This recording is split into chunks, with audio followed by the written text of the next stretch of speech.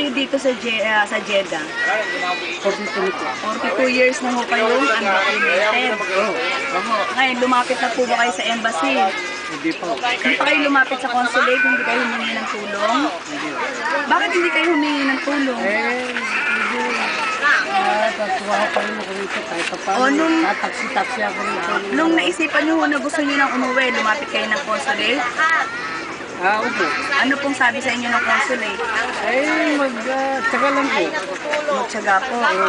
Nung Kukunin na ayos yung papel. ilang beses na po kayo lumapit sa consulate? 12 beses na po kayo lumapit. Nakapag-fingerprint na po ba kayo? May exit visa na po kayo? Wala po, hindi na humakita yung papel. Hindi na humakit ang papel nyo. Ano sabi po ng consulate sa inyo? Hindi ako ng tulong kahit kay Jim. Sabi nga, nawawala na yung papel ko. Ano daw po ang gagawin nila na nawawala na yung papel nyo? Maghintay-hintay lang daw, baka makita. Baka makita. Sa 12 beses, maghintay-hintay, baka makita. Oo, baka makita yung papel. Tatay, ano po panawagan nyo sa gobyerno natin? Ganun lang. Salamat talaga sana sa kanila kung matulong nyo. Pero pinapasin naman kayo sa consulate. Kahit pa paano ko, medyo pinapansin nyo dahil nakakapasok ko na yun. Nakakapasok kayo, nakakausap niyo po sila. Nakakausap ko, pero sabi nila makulit daw po ako. Makulit kayo, sabi niya. Dahil lagi ako na-interview dyan. Lagi po kayo na-interview. Ba't po kayo nakikita sa mga interview? Baka tinatanggal nila. Sige, tay. Ang huling pakikipag-usap niyo po sa mga taga-consulate, ano po ang sabi nila sa inyo? Ayun nga, magtaga na lang at maghintay. Magtsaga at maghintay. Kunyari sa bulletin board yung pangalan. Wala po kayong nararamdaman?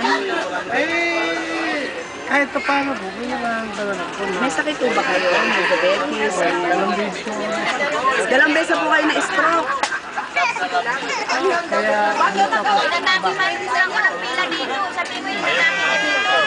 Nakapila po kayo sa labas. Pagkatapos po, inaatake kayo. Saan kayo dinala? Dito kay Hindi ko kayo dinala sa ospital? Ng consulate? Wala po, dito kayo tinaboy sa Penn City?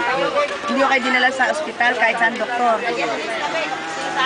Sige, manawagan na kayo sa gobyerno. Manawagan po kayo sa gobyerno natin. Manawagan po.